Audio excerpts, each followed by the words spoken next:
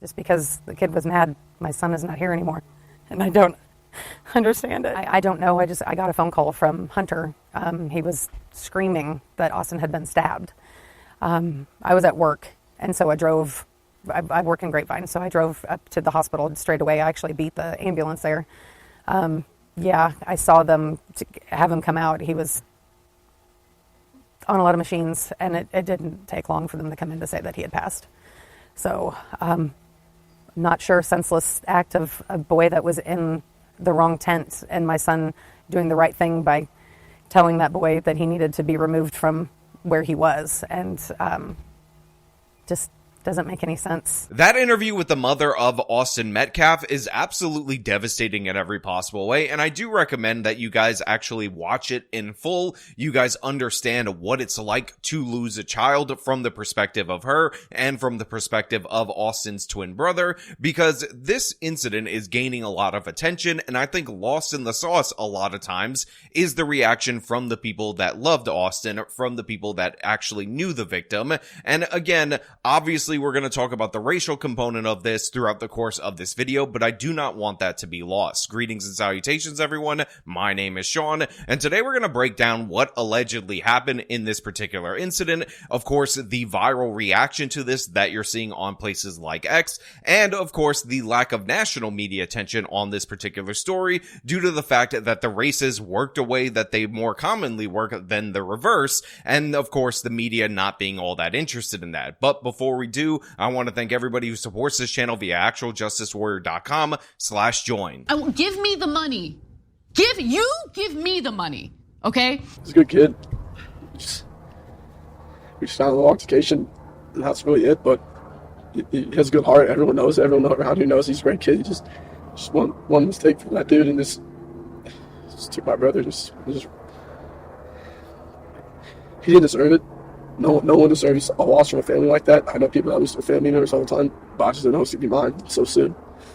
My best friend and my brother my whole life, but our relationship is really the tightest I've ever seen in somebody, like between two human beings. I mean, we did everything together, clean the dishes together, do the yard work together, sports, you name anything in the world, it's always us two and one thing. So you're always just basically one person. You guys just a few minutes apart? 4 minutes. So look, obviously the racial component of this particular story has been thrusted to the forefront by people on social media, so let me not hide the ball on that. The suspect in this particular incident is another track star that goes to a different school than Metcalf went to at the time of this particular stabbing, and apparently what ended up happening was that Karmelo Anthony, the alleged suspect in this particular incident, ended up sitting in an area that was designated for Austin's school. He was asked to move. He, of course, came back with an attitude saying, "Move me if you dare," or something of the sort. And then it ended up turning into a stupid, petty altercation. Now, these altercations end up happening. They seem to be perfectly normal among rambunctious teenage boys. However, it immediately escalated to something completely abnormal when Karmelo Anthony, again, the suspect in this particular incident, allegedly pulled out a knife and stabbed Austin Metcalf to death. And as we heard from his twin brother and from his mother, he essentially died in the arms of his brother, which has to be a situation that is so hard to deal with, so hard to comprehend at such a young age, because when it's your twin brother, your best friend throughout your entire life, as he was described, you're quite literally looking at your own face passing away, your own face dying. And again, this begs the question, why was this Karmelo Anthony kid bringing a knife to a track meet? Why was this kid, who apparently has a history of violence, allowed to play sports at his particular high school? And why the hell is nobody really paying attention to this on the national level, when we know for sure if a white student had stabbed a black kid for no reason, based on the fact that he was sitting in the wrong area, we would be hearing nonstop about white entitlement. While here at Centennial, students shocked about what happened, that one of their classmates could be charged with such a serious offense. One girl that we spoke with knew Anthony pretty well, that she says, and told us this.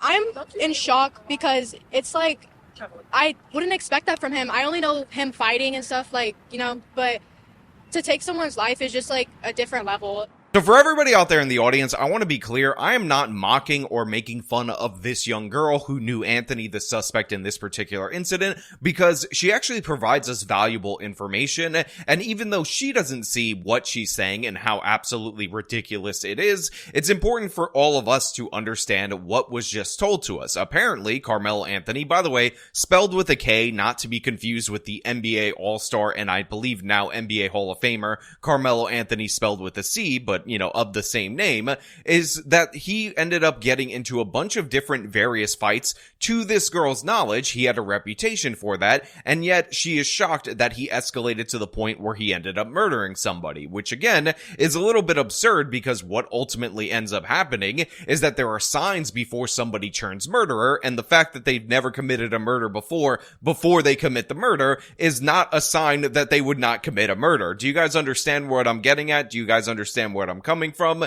Do you guys understand what I mean? Obviously, if this kid had a reputation and a potential criminal history for fighting, then that begs the question why his school decided to prioritize his athletic prowess over the fact that he appeared to be a problem, and this was such common knowledge that people who went to his school knew that he was capable of at least assaulting and fighting somebody over nothing. And again, I will emphasize that this is a story of teenagers fighting. There appears to be no racial motivation in this particular case, but that really doesn't matter at this point in time because we've seen time and time again that the left-wing media would turn a case like this, were the races reversed, if you could find one that exists, into a racialized incident. But what we actually are seeing is a petty, awful dispute that ended up leading to this kid dying, and now we have another teenager that is facing criminal charges as an adult, and deservedly so. And for what? Over a seat, over a perceived slight, over perceived disrespect.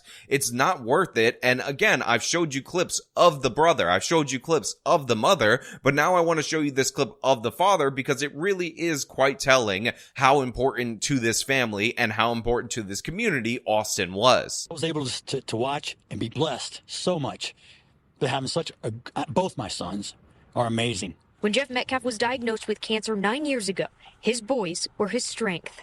Now cancer-free, it's his faith that's keeping him strong. And when I kissed his forehead today, as his body was cold, I ran my fingers through his hair. I told him it's not goodbye. It's see you later. I'll join you at some point too, son.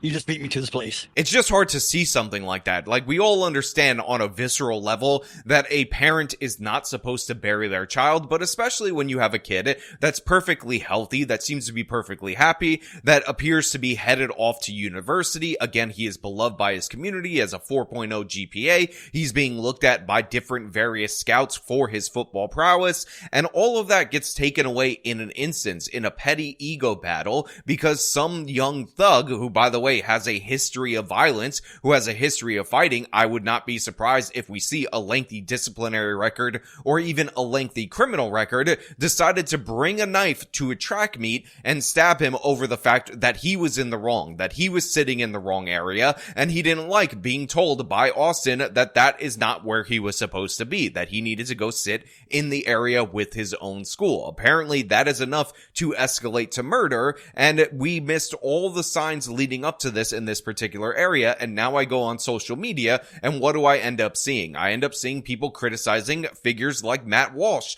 for talking about this crime, for pointing out that if the races were reversed in this particular instance, it would get national media attention, but now people are trying to bury it. And then in the replies to that, people are talking about poverty, how we need to arrest poverty. We need to figure out what poverty was wearing because a black kid stabbed a white kid. Therefore, for some reason, the main issue is poverty and socioeconomic status. Again, he apparently killed this guy because he's an innocent Beba angel who is trying to feed his starving family, even though we understand that this was a petty dispute, somebody who brought a knife, so obviously was looking for trouble, and he acted in a crazy, irrational way that should not be attributed to his poor status. Many a broke people, many a poor people managed to figure out that it's not acceptable to stab teenagers in the heart in order to kill them, but I guess in this particular instance, we have to pretend that Karmelo Anthony is the victim, even though he is undoubtedly the perpetrator. And by the way, I understand that people have been trained and disciplined in such a way that they have to talk about this in terms of a crisis on both sides, in terms of a tragedy for both families. The alleged suspect in handcuffs right now, detained. Police swarming the scene. From the sky, we saw them collecting evidence at the stadium. Metcalf later dying at the hospital. There are two families that got impacted. Their parents will be thinking that they're coming back by tonight, right? Look, like I said, I understand this is part of people's training by the media in order to say it's a tragedy on both sides. And to a certain extent, that is true. I mean, the life of Karmelo Anthony is metaphorically over, but I just don't want to hear this nonsense anymore. I don't want to hear about how, oh my God, it's so sad that the people who raised the thug kid, the one that ended up stabbing the other one to death over nothing, over a petty dispute, are also going to lose a member of their family, metaphorically, while we have another family on the other side of this issue that lost the life of their kid who had his whole future ahead of him, that now has a twin brother that has to live his life without somebody that he called his other half, the same person in another body, because they're not equivalent situations, and fault shouldn't be distributed equivalently either. Again, what we have right here is one kid who had no control, no discipline, who actually had no respect for anybody else, who felt entitled to go wherever he damn well pleases and get into fights with people who ever challenged him. And then we have another kid who appears to have done everything right in his life. He happened to be in a God-fearing home. He had a lovely family. He was the key support mechanism along with his brother for his father while he had cancer. He was going to turn out to be a great individual and impact this world with positivity. 17-year-old Austin Metcalf was voted MVP of the Frisco Memorial High School varsity football team. The linebacker held a near-perfect GPA and was in the National Honor Society. He was on the right track. He was doing everything right. I was so proud. Jeff Metcalf never imagined that his son's future would be cut short. And him leading this wonderful life where he was dedicated to his grades, he was dedicated to keeping himself in shape in order to make something out of himself, was cut short by a thug, by a brute who just, again, had a petty dispute with him and, of course, has terrible conflict resolution skills in that he decided that the best mechanism in order to say, I want to sit in your particular tent, is that I'm going to stab you to death in order to do so. I hope they throw the book at that kid. I hope he gets a lengthy sentence. We're talking life. He's age 17, the suspect, so death penalty is off the table. But if he was 18 years old, I would be pursuing that because you can't have somebody with this low impulse control, with this escalation pattern to violence that we hear about from even his classmates out on the streets again. I'm still in shock. Wednesday morning, Austin Metcalf was at a District 11 5A track meet at Kirkendall Stadium. Around 10 a.m., Frisco police say 17-year-old Karmelo Anthony stabbed Metcalf in the chest after some sort of fight. Jeff Metcalf says it was Austin's twin brother, Hunter Metcalf, who tried to save him. And his brother was holding him, trying to hold the blood in, and he passed. My son watched his brother die in his arms. It's unclear how Anthony got the knife into the meat or what exactly led up to the fight. Anthony is now facing first-degree murder charges. Now, fortunately, as of right now, the suspect has been arrested. He is being charged as an adult, so it appears the heavy hand of the justice system is going to work against him, is going to try to punish him.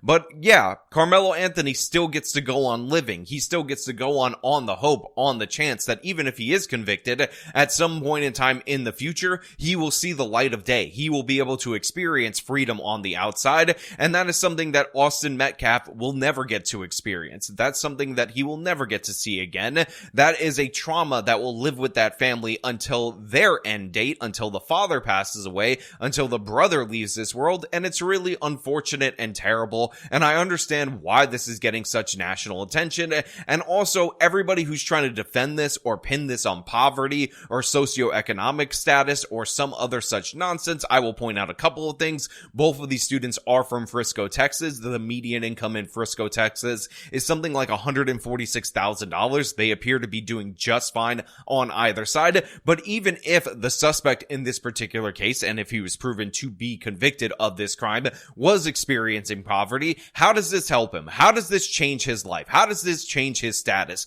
How does this improve him? How does this connect to the, oh my God, he's so hungry trying to feed his starving family? Obviously, Obviously, it doesn't. This is an attitude problem. This is an aggression problem. This is a behavior problem. And I'm so sick and tired of people obfuscating the actions of these horrible individuals. The thuggery, the brutery by these people as somehow, oh, well, maybe we should blame something else. Oh, maybe he's an innocent Baba Angel Aladdin who's fighting against the oppressive system and trying to feed his starving family. No, shut up. Shut your mouth. This is a crime pure and simple, a crime of stupidity, a completely unnecessary crime, and you have to pay the consequences for it. And I'm so tired of the excuses that people will come up with in order to excuse black teenage criminality. This is exactly why we have a criminal justice system.